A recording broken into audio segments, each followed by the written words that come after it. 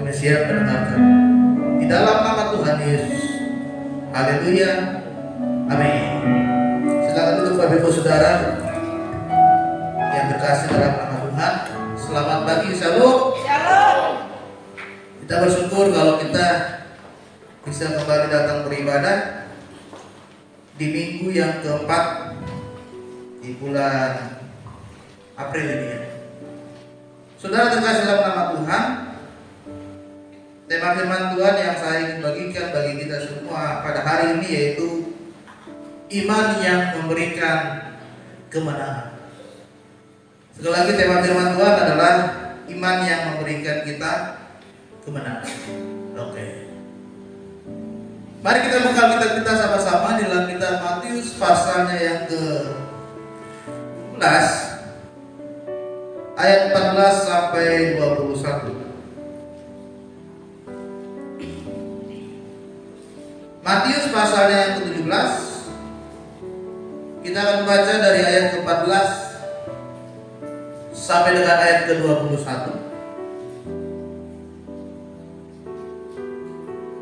Sedang saudara untuk bangkit berdiri, kita akan membaca secara bergantian. Saya akan membacakan ayat ke-14 dan saudara sekalian ayat ke-15 dan seterusnya sampai dengan ayat ke-21. Dengan judul berikut, Yesus menyembuhkan seorang anak muda yang sakit ayak. Ketika Yesus dan murid-muridnya kembali kepada orang banyak itu, datanglah seorang mendapatkan Yesus dan menyembah. Tuhan, kasihani aku. Dia sakit ayak dan sangat menderita. Dia sering jatuh ke dalam api dan juga sering ke dalam air. Aku sudah membawanya kepada murid-muridmu, tetapi mereka tidak dapat menyembuhkannya. Hai kamu orang yang kurang percaya dan yang sesat, berapa lama lagi aku harus tinggal di antara kamu? Berapa lama lagi aku harus sabar terhadap kamu? Dengan keras Yesus menegur dia, lalu keluarlah setan itu daripadanya dan anak itu pun sembuh seketika itu juga. Kemudian Yesus datang dan mereka sendirian dengan dia, berkata mereka, mengapa kamu tidak dapat mengusir setan itu? Ia berkata kepada mereka, karena kamu kurang percaya, sebab aku berkata kepadamu, sesungguhnya sekiranya kamu mempunyai iman sebesar biji sesawi saja, kamu dapat berkata kepada gunung ini, pindah dari tempat ini ke sana, maka gunung ini akan pindah, dan tatkala takkan ada yang mustahil bagimu. Jenis tidak dapat diusir kecuali dengan berdoa dan berpuasa. Ya, silakan Bu Saudara. Tema firman Tuhan pagi hari ini adalah iman yang memberikan kemenangan. Di dalam kitab Ibrani dikatakan bahwa iman adalah dasar dari segala sesuatu yang kita harapkan dan bukti dari segala sesuatu yang tidak kita lihat. Itu iman. Dasar dari segala sesuatu yang kita harapkan dan bukti dari segala sesuatu yang tidak kita lihat. Oleh sebab itu saudara, hari ini kita harus bisa membawa hidup kita. Kita memiliki iman kepada Yesus, dan iman itulah yang membawa kita kepada kemenangan demi kemenangan. Bayangkan 2000 tahun yang lalu, mari kita memperingati Paskah. Bagaimana Yesus mati, meninggal, disalibkan, dan dia bangkit kembali. Apakah kita melihat secara jelas, secara langsung bahwa Yesus disalibkan? Tidak. Apakah kita melihat secara langsung bahwa Yesus bangkit dari kematian? Tidak. Tapi kita percaya bahwa Yesus bangkit. Itu iman. Apakah kita pernah bersama-sama dengan Yesus lalu melihat Yesus bisa menyembuhkan penyakit? Langsung kita lihat tidak. Apakah kita bisa melihat secara langsung Yesus menyembuhkan orang yang merasukan setan? Tidak. Tapi kita percaya, kita berharap bahwa Yesus bisa menyembuhkan penyakit, Yesus bisa mengusir setan, Yesus bisa memberkati kita. Itulah pengharapan. Jadi iman dasar dari segala yang tidak kita lihat. Iman. Dan hari ini kita melihat saudara bahwa pada saat itu Yesus bersama dengan murid-muridnya datang seorang yang bertemu dengan Yesus. Lalu dia berkata, Tuhan tolonglah, sembuhkanlah anakku, kasihanilah anakku. Dia di dalam ayat ini dikatakan dia sakit ayan. Tapi kalau kita lihat di dalam kitab Markus atau di dalam kitab Lukas, anak ini kerasukan setan. Tetapi orang tuanya mengira dia sakit ayan karena ketika dia kerasukan setan, dia mengeluarkan busa. Sehingga orang tuanya mengira dia sakit ayan. Padahal dia sedang kerasukan setan. Beberapa minggu yang lalu istri saya bermimpi kalau kami sedang bertarung, bergumul, melawan roh-roh kuasa gelap. Bahkan istri saya bilang dalam mimpinya ia sampai berdoa berperanglah lawan kuasa gelap. Itu karena beberapa tahun belakangan ini kami lebih sering melayani khususnya mereka yang kerasukan setan. Kami mengusir setan. Ada teman istri saya kerasukan setan, saya disuruh ke rumahnya. Setiap mereka masuk ke rumah itu auranya gelap. Ternyata mereka menyimpan barang-barang dari peninggalan orang itu. Dan ini yang terjadi. Ya. Ketika anak itu kerasukan setan, orang tuanya datang kepada Yesus dan berkata, Tuhan kasihanilah anakku, dia sakit. Dan pada saat itu orang tua itu berkata, Tuhan, saya sudah bawa anak ini kepada murid-murid-Mu, tetapi mereka tidak bisa menyembuhkannya. Saudara lihat, kata murid-murid di sini adalah mereka yang bersama-sama dengan Yesus. Mereka yang selalu melihat Yesus melakukan kuasa, menyembuhkan orang, melakukan mujizat. Tetapi pada saat itu, orang tua yang anaknya sedang kerasukan setan datang kepada murid-muridnya, tetapi murid-muridnya tidak bisa mengusir setan. Bayangkan, murid Tuhan Yesus bersama-sama dengan Tuhan Yesus, seharusnya dia percaya kepada Yesus, seharusnya murid-murid ini bisa mengusir setan. Iya dong. Seharusnya. Tapi firman Tuhan katakan murid-muridnya sama sekali tidak bisa melakukan itu. Ada banyak orang Kristen zaman sekarang saudara, dia mengalami kepercayaan overconfidence, diri yang tinggi. Merasa dia sudah paling benar, merasa dia menjadi orang Kristen sejati, merasa dia menjadi orang Kristen yang lebih hebat daripada orang lain. Padahal gereja gak pernah. Padahal ibadah jarang-jarang, bolong-bolong. Padahal Alkitab tidak pernah dibaca, tidak pernah berdoa, tidak pernah ikut persekutuan, gerejanya jarang-jarang, tapi dia mengaku saya orang Kristen yang paling benar. Pertanyaannya, dia ngusir setan, sembuh atau tidak? Belum. Dia berdoa buat orang lain disembuhkan, sembuh atau tidak? Belum. Ini buktinya. Murid-murid Tuhan Yesus sudah bersama-sama dengan Tuhan Yesus, dan ketika ada orang kerasukan setan datang kepada muridnya, tidak sembuh. Makanya Tuhan Yesus berkata, hai kamu angkatan yang tidak percaya dan yang sesat. Jelas Yesus berkata, hai angkatan yang tidak percaya dan yang sesat. Kita garis bawahi kata sesat. Sesat itu artinya saudara, dia sudah lari dari panggilan. Sesat itu artinya dia sudah lari dari panggilan. Sesat. Dan Yesus berkata kepada murid-muridnya, kalian sesat. Dan banyak orang Kristen sekarang saudara memiliki iman yang tersesat.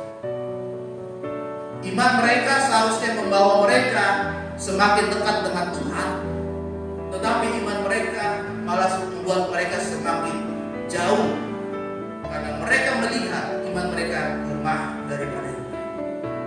Hari ini kita mau belajar saudara, bagaimana kehidupan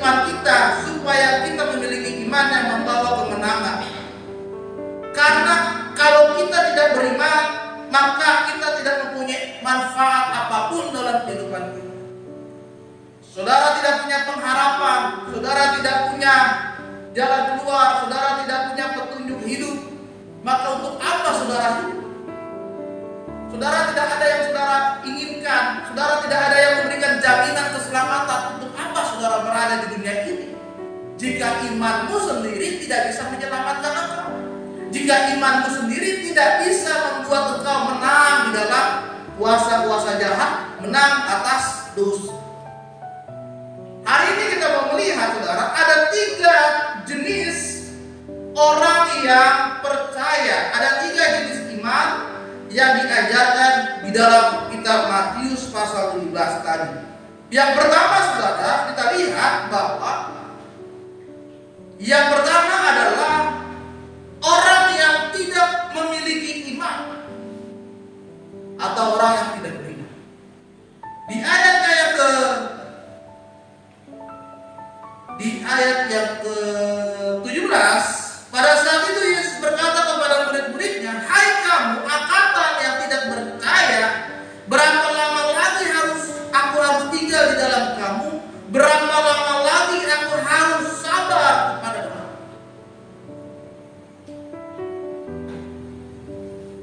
Kita lihat konteksnya pada saat itu saudara. Ada orang kerasukan setan, ya. Tetapi yang Yesus lakukan, dia tidak langsung mengusir setan itu. Yang Yesus lakukan adalah dia menegur dulu murid-muridnya yang tidak percaya. Masalah mengusir setan itu gampang, tapi masalah iman itu susah. Makanya Yesus berkata, "Berapa lama lagi aku harus ada di antara kamu? Berapa lama lagi aku harus ada di antara kita? Berapa lama lagi Yesus ada di dalam hidupmu, tapi imanmu tidak percaya kepada Dia?" Itu namanya satu hal yang sia-sia. Bayangkan murid-murid Yesus sudah bersama-sama dengan Yesus, ya kan? Setiap hari ikut Yesus kemana-mana Yesus pergi, mereka ada di sana. Tapi mengusir setan tidak bisa, menyembuhkan penyakit tidak bisa. Makanya Yesus berkata, "Berapa lama lagi aku ada di antara kamu?" Ini orang yang tidak beriman. Dan sampai kapan aku harus sabar kepada kamu? Sampai kapan saudara Tuhan menunggu saudara supaya kehidupan kerohanian saudara itu benar-benar setia kepada Tuhan? Sampai kapan? Apakah sampai saudara dihukum Tuhan diberikan sakit yang parah dulu baru setia? Ataukah sampai ada orang tua atau saudara atau siapapun yang dipanggil Tuhan baru saudara setia? Atau saudara tunggu rugi dulu usahamu, atau saudara tunggu di PHK dulu baru setia? Makanya Yesus berkata, "Sampai kapan aku sabar terhadap kamu?" Sampai kapan? Karena iman itu saudara harus mengalami pertumbuhan. Sudah berapa lama kita menjadi orang Kristen? Sudah berapa lama saudara ikut Yesus? Sudah berapa lama saudara percaya kepada Yesus? Tapi imanmu tidak mengalami pertumbuhan.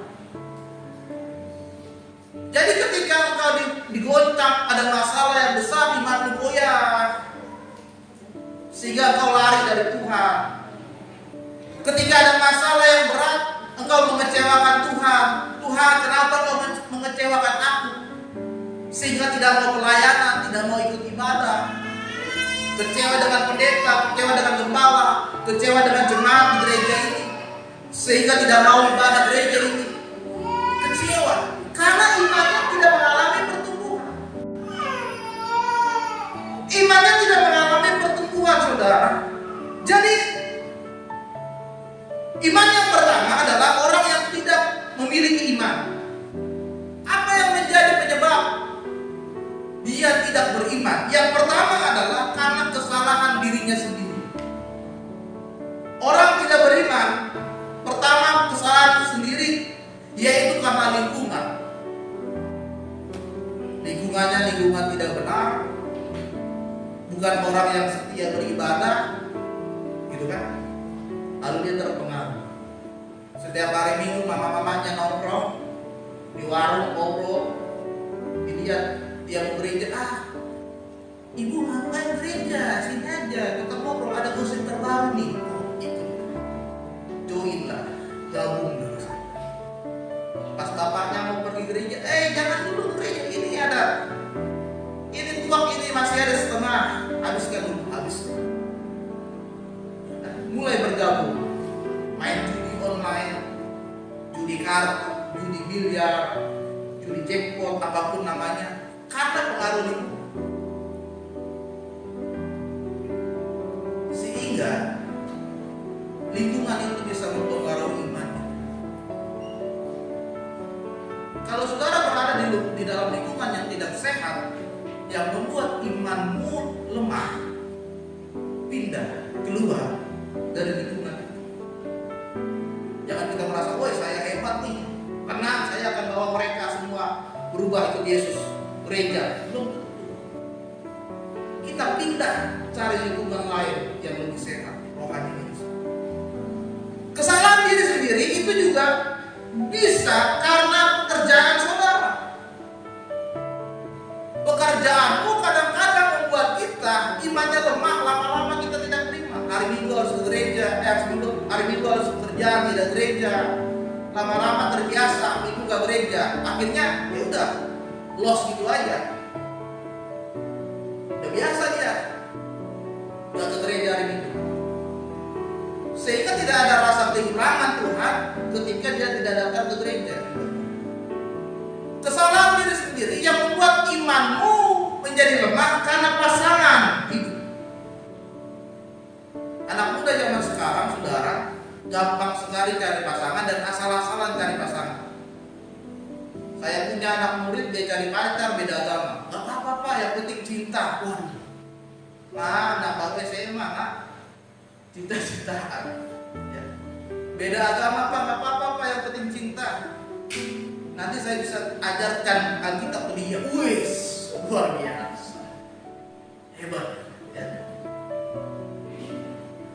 Kita punya pasangan, cari pasangan asal-asalan, bukan anak Tuhan, bukan orang yang setia ke gereja, ya kan? Akhirnya yang tadinya kita pelayanan, kita ibadah, pasangan kita tidak begitu, kita terpengaruh, kita diajak, akhirnya nggak pelayanan, nggak datang ibadah. Atau pasangan kita dari agama seberang, akhirnya kita apa? Pindah agama seberang. Semurah itukah iman saudara? Saudara jual imanmu karena pasangan. Setialah kepada Yesus. Yesus sudah bayar saudara dengan darahnya yang mahal di kayu salib. Jangan karena pasangan saudara iman, saudara jual iman saudara. Amen. Kesalahan sendiri itu bisa karena kepahitan. Ada banyak orang sekarang, saudara, apalagi di zaman yang sekarang, gampang mudah menyimpan dendam dan kepahitan.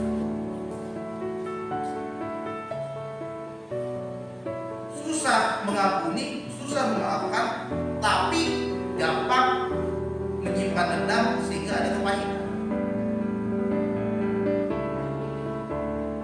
Saya nggak tahu, mungkin ada di antara saudara yang punya kepahitan kepada saya nggak tahu.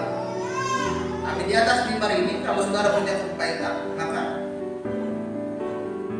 kiranya saudara bisa mengampuni saya. Saya pun juga mengampuni saudara. Kadang kepahitan itu yang membuat iman kita lemah. Kita punya dendam dengan orang satu gereja tempat ini, sehingga saya malas datang gereja, ada si A, si B, saya gak suka dengan dia, akhirnya dia gak mau gereja.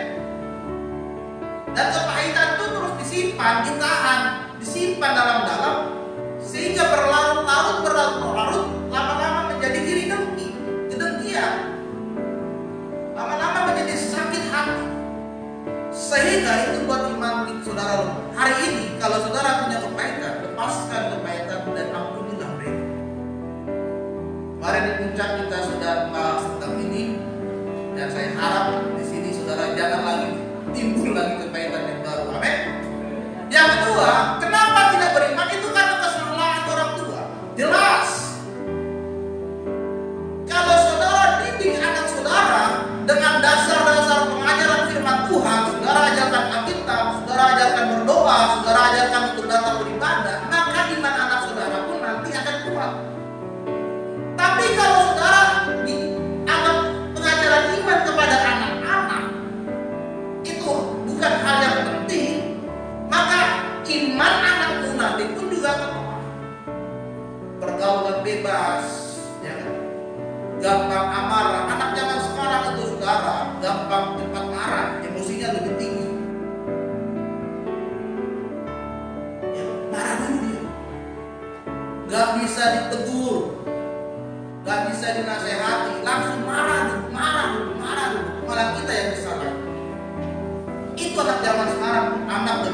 Z ke orang tua. Kenapa? Kesalahan orang tua. Orang tuanya bercerai, pisah, bapaknya nikah lagi, mamanya nikah lagi, sehingga anaknya tidak diurus, sehingga anaknya nggak tahu dia ke gereja, nggak pernah ke gereja, ibadah nggak pernah ibadah, hancur lah. Yang ketiga, kesalahan gereja. Kenapa ini termasuk kesalahan gereja? Karena belum tentu gereja itu menekankan tentang iman. Ada aja gereja hanya selebrasi dengan gedung yang besar, dengan sound system yang bagus, dengan lampu-lampu yang menarik, tetapi pengajaran tentang imannya kurang. Pengajaran tentang imannya kurang. Pengajaran tentang kemuridannya, kedisiplinannya, kesetiaannya kepada Tuhan kurang. Sehingga ini menyebabkan orang tidak beriman. Dan saya berharap di antara tiga hal ini tidak ada di antara kita semua. Amin. Saudara terkasih dalam nama Tuhan, kalau kita lihat zaman sekarang ini, di dalam kondisi kehidupan orang Kristen, saudara perhatikan di sebelah kanan saudara, di negara Inggris dan Wales, tahun 2021, jumlah orang Kristen yang berkurang. Yang tadinya 59 juta penduduk Inggris itu orang Kristen, 2021 hanya 20 juta. Data loh. Kemana semua orang-orang Kristen itu lari? Saudara lihat, yang mengalami pertumbuhan di sana adalah orang yang tidak beragama, ateis. Orang zaman sekarang nggak penting agama. Yang penting mereka enjoy the life, menikmati hidup, mati urusan nanti. Tidak ada agama. Tingkat pertumbuhan orang yang tidak punya agama meningkat besar. Dan orang yang beragama, khususnya orang Kristen, menurun tadi. Ini yang terjadi kondisinya sekarang. Maka saudara bisa lihat di sebelah layar ini saudara, tahun 2070 agama Kristen di dunia ini akan mengalami kemerosotan. Dan agama yang lain tuh tahun 2100 agama Kristen itu bukan lagi menjadi agama mayoritas di dunia ini, karena sudah mengalami kemerosotan. 2070 kita sudah mulai sama dengan agama Islam, dan 2100 agama Kristen itu di bawah dan agama Islam sudah di atas. Ini kondisi yang terjadi di sana. Banyak orang Kristen sudah tidak lagi menjaga imannya dengan sungguh-sungguh. Banyak orang Kristen sudah tidak lagi mau mengenal Tuhan, meninggalkan Tuhan. Dan ini yang kondisi yang sedang terjadi, saudara. Kenapa kita harus beriman? Karena dengan imanlah kita bisa menemukan bagaimana tujuan hidup saudara. Dengan iman kepada Yesus, kita bisa menemukan tujuan hidupmu saat ini untuk apa. Karena Tuhan menciptakan manusia untuk menyenangkan, memuliakan Dia sebagai pencipta. Itu tujuannya. Kita tahu, kita punya iman kepada Yesus. Tujuan kita apa? Kita memuliakan Yesus. Kita tahu tujuan kita apa. Di dalam Yesus ada keselamatan. Di dalam Yesus ada kunci untuk kita masuk ke dalam kerajaan surga. Itu tujuan hidup kita. Iman berfungsi juga untuk mengalahkan rasa kecemasan dan ketakutan. Ada firman Tuhan katakan, setiap orang yang percaya kepada Dia, aku akan berikan dia kebenaran. Mungkin saat ini saudara sedang mengalami beban yang berat, pergumulan yang berat. Tapi ketika ini saudara berharap kepada Yesus, Tuhan akan berikan saudara kebenaran. Tuhan akan berikan saudara pengharapan di di dalam Yesus ada jalan keluar. Amin. Amin. Yang kedua, saudara, iman yang terjadi di dalam firman Tuhan, di dalam kehidupan orang yang percaya adalah ada banyak orang Kristen yang kurang beriman. Di ayat yang ke-20, Yesus berkata kepada mereka, karena kamu kurang percaya. Karena kamu kurang percaya. Yang kedua, ada banyak orang Kristen yang kurang percaya kepada Yesus. Dia hanya percaya ketika dia sedang mengalami kondisi yang bagus, sehat, gajinya naik, ya kan? Dapat THR kemarin, ya kan? Dapat bonus, naik jabatan. Wah, percaya Tuhan Yesus itu baik, luar biasa, dahsyat, amin. Tapi ketika dia sedang berada di bawah tekanan, ketika dia sedang ada di dalam kesulitan, ketika dia sedang sakit, dia nggak percaya. Apakah Yesus bisa menyembuhkan sakit saya? Apakah Yesus bisa menolong saya dari segala persoalan saya? Apakah Yesus bisa membantu saya membayar segala hutang-hutang saya, ekonomi saya, kebutuhan saya? Apakah Yesus bisa mencukupkannya? Dia tidak percaya. Inilah iman orang yang kurang beriman. Ketika sedang berada di masa-masa yang susah, dia meragukan Tuhan. Dan ini juga yang dialami oleh bangsa Israel. Ketika mereka dibawa ke dalam padang pasir, padang gurun, mereka selalu bersungut-sungut, Tuhan, kenapa kau bawa kami ke padang pasir, ke padang gurun seperti ini, panas, terik, susah air, susah makan, susah minum. Seharusnya kami kembali saja ke Mesir, Tuhan. Selalu bersungut-sungut, selalu mengeluh kepada Tuhan. Ada banyak orang ketika dia kurang beriman, dia hanya bisa bersungut-sungut, mengeluh terus, meragukan kuasa Tuhan, kurang percaya kepada Tuhan. Dan inilah yang terjadi dalam kehidupan setiap orang yang mungkin memiliki iman yang seperti ini. Bagaimana kita tidak memiliki kesadaran bahwa kita bisa melakukan sesuatu yang besar kalau kita punya iman yang teguh tanpa ada keraguan-raguan di dalam Yesus, tanpa ada kekhawatiran di dalam Yesus. Itulah yang terjadi zaman sekarang ini. Saudara terkasih dalam nama Tuhan, akhir-akhir ini di dalam kalangan orang Kristen lagi viral tentang film Jesus Revolution. Ini merupakan sebuah kisah nyata tentang seorang yang bernama Greg Laurie. Dia seorang anak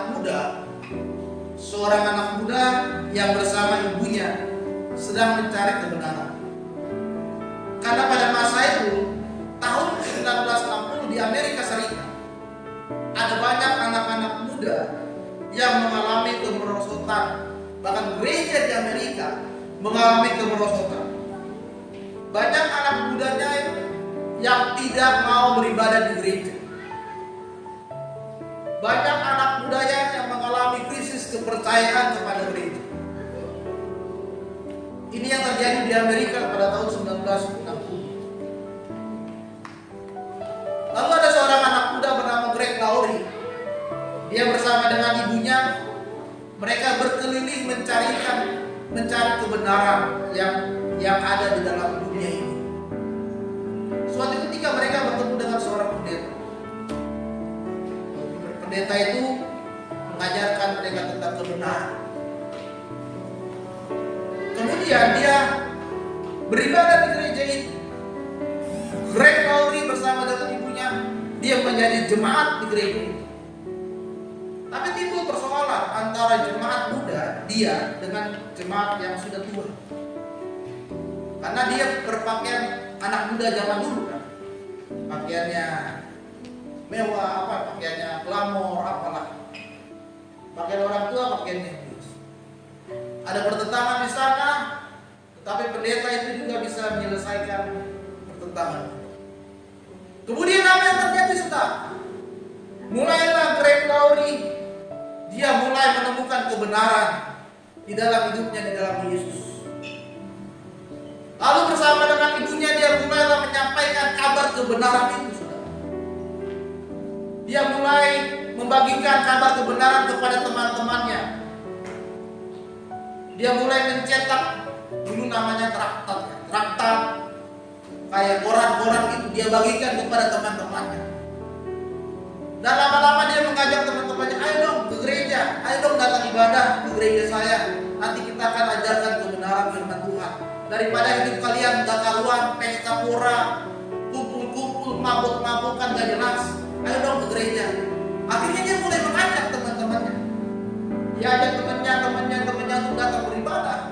Lama-lama temannya itu mulai dipulihkan Tuhan. Lalu lama-lama temannya mulai mengenal Yesus. Dan akhirnya mereka mengalami jatuh cinta kepada Tuhan. Akhirnya saudara, temannya ini juga menyampaikan kebenaran kepada temannya yang lain. Dia sampaikan Injil, menginjil, dan menginjil.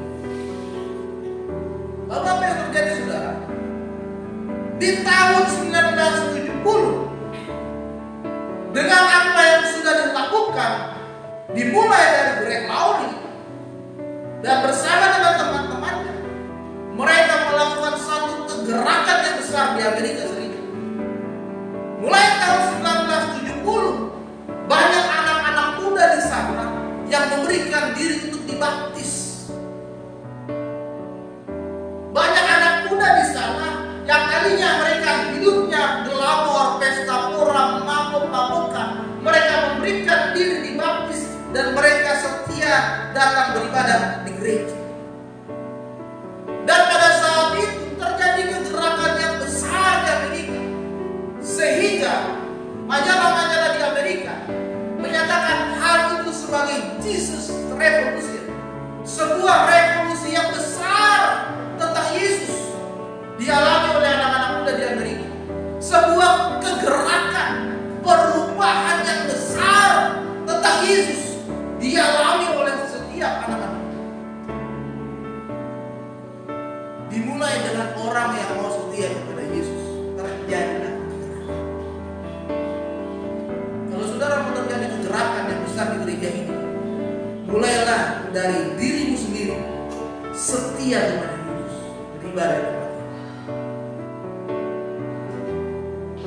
Amerika bisa mengalami kegerakan.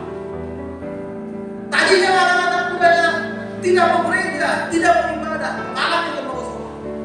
Tetapi mereka mengalami satu kemenangan. Dan yang ketiga, saudara, iman yang dimiliki oleh orang Kristen saat ini adalah di dalam ayat ke-20, yaitu iman sebesar biji sawi. Sekiranya kamu mempunyai iman sebesar biji sawi saja, kamu dapat berkata kepada gunung ini pindah, maka dia pindah dari tempat ini bersama. Kalau saudara tahu biji sesawi itu kecil sekali, sebutir apa, seperti pasir. Kalau saudara main-main ke Museum Lembaga Alkitab, di sana ada replika biji sesawi. Kami sudah 2 kali bawa anak-anak ke sana, main-main ke sana. Ada replika biji sesawi, ada replika batu Batrami, bahkan di Museum Lembaga Alkitab ada Alkitab terbesar di dunia di sana. Dicetak besar. Pada saudara main-main, saudara ke mall, kan main ke sana, belajar lagi. Biji sesawi itu kecil sekali, saudara, kecil sekali. Tetapi kenapa firman Tuhan katakan punyalah iman sebesar biji sesawi? Karena biji sesawi ini, saudara, dia bisa tumbuh dimanapun saja. Maka kalau kita lihat di Israel, di padang gurun sekalipun, pohon ini bisa tumbuh. Pohon ini bisa tumbuh dengan pohon yang lebat sekali, tinggi dan berdaun lebat.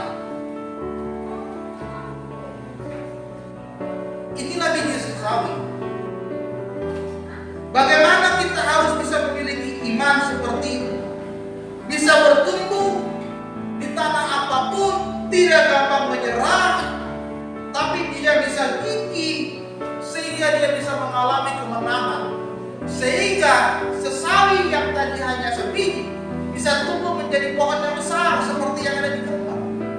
Inilah bentuk pohon sesawi. Tumbuh di padang gurun yang airnya sedikit, tapi dia bisa berbuah. Saudara terkasih dalam nama Tuhan Yesus, Yesus mengajarkan kepada kita, milikilah iman seperti ini. Iman yang kuat, iman yang tidak gampang goyah, iman yang tidak bisa diombang-ambingkan oleh apapun. Biarlah kita punya iman yang teguh di dalam Tuhan. Saudara terkasih dalam nama Tuhan, ada sebuah kisah tentang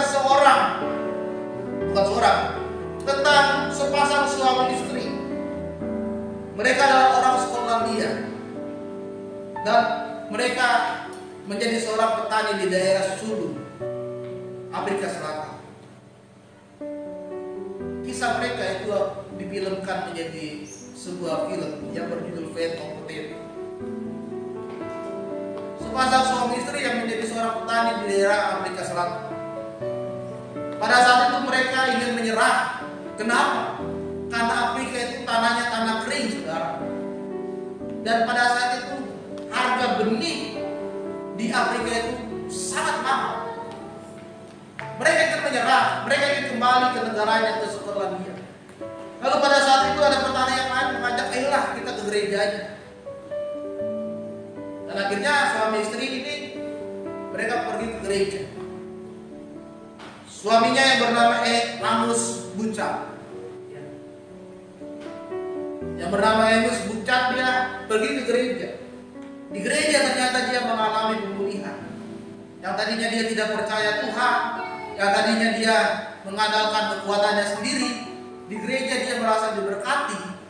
Dan akhirnya saudara, ketika dia ke gereja, dia mengalami pertumbuhan iman. Imannya dibangkitkan kembali. Dan pada saat itu saudara, ladangnya terbakar. Hampir sebagian besar ladangnya terbakar karena kering di sana. Kemudian Amos Buchan, dia mulai berdoa kepada Tuhan. Tuhan, kirimkanlah hujan karena hampir semua ladang ini terbakar. Dia berdoa dengan sungguh-sungguh kepada Tuhan. Dia berdoa, Tuhan kirimkanlah hujan. Dan pada saat itu juga, seketika itu juga tiba-tiba awan menjadi penuh. Keluarlah suara petir dan tiba-tiba turun hujan. Pada saat itu Amos Buchan melihat kembali bukti dari iman yang dia miliki kepada Yesus. Kemudian saudara, beberapa tahun berikutnya Afrika Selatan dilanda krisis. Mulai dari krisis, lalu terjadi bencana kekeringan. Banyak petani-petani di sana yang sudah menjual tanahnya. Tetapi Amos Buchan dia beriman kepada Tuhan, saya tidak boleh jual tanah saya. Dia bilang kepada petani lain, gak perlu, jangan jual tanah. Jangan jual tanah, kita pasti akan panen besar. Tapi banyak petani yang jual tanahnya. Lalu Amos Buchan berkata kepada teman-teman petaninya, kita tanam kentang saja, kita tanam kentang. Tapi banyak juga yang mereka jual tanah, mereka akhirnya tidak menjadi petani. Tetapi Amos Buchan ini tetap terus dia menanam kentang. Dari tanah yang kering, dia mulai menanam kentang. Dia tanami tanahnya itu dengan kentang.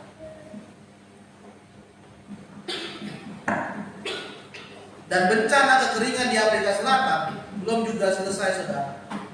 Dan ketika dia hitung masa untuk panen, di mana besoknya dia akan memanen kentang yang dia tanam. Dia berdoa kepada Tuhan, Tuhan,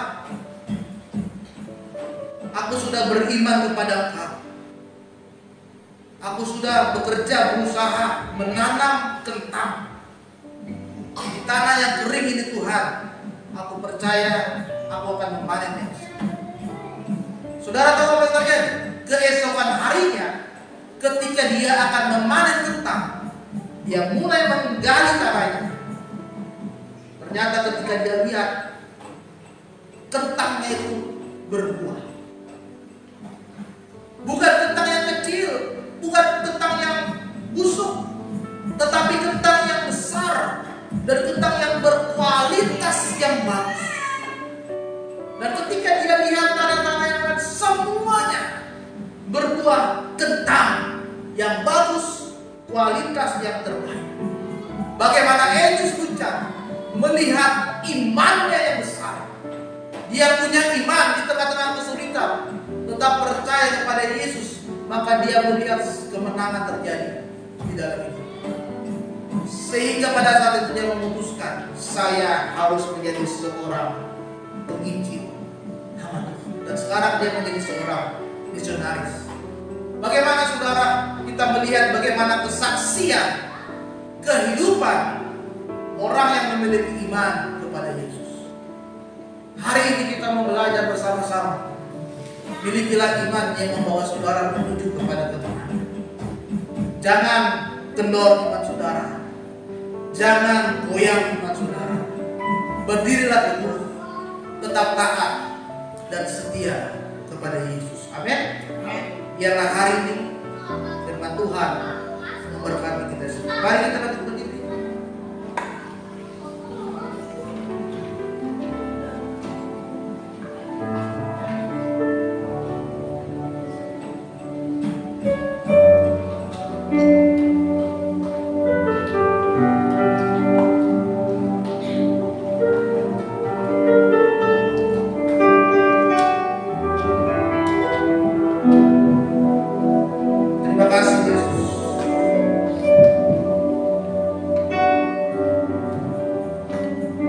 Tuhan buat firman-Mu.